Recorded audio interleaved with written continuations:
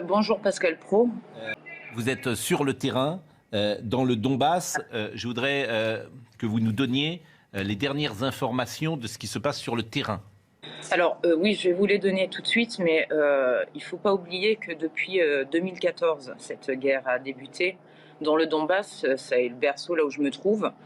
Les gens ici sont épuisés. Il y a eu beaucoup de morts, beaucoup de décès, beaucoup de massacres. L'aviation a pilonné le Donbass en 2014, l'aviation ukrainienne.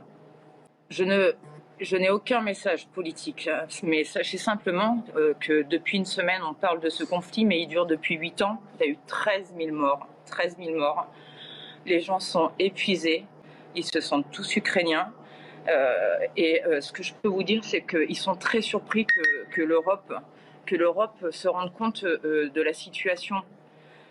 Alors que pour eux, cette situation de bombardement, c'est de vivre dans des caves, etc., de recevoir l'artillerie lourde fréquemment. Je l'ai documenté en 2015. Pour eux, c'est un quotidien depuis 2014, je le répète.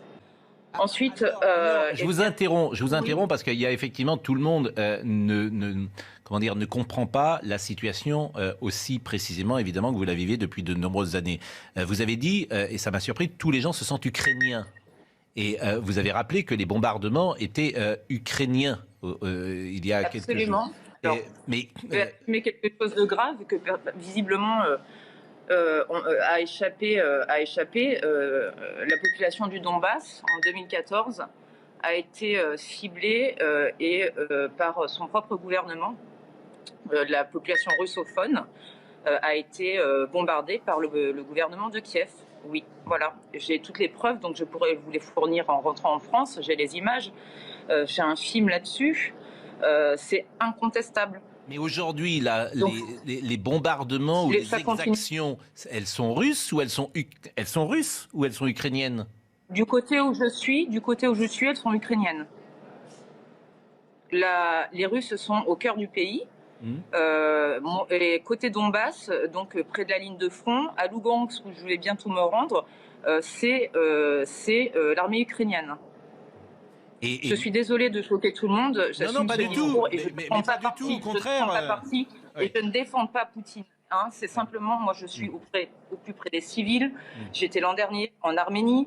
Je ne prends pas de position. Simplement. Ce que vous dites est factuel.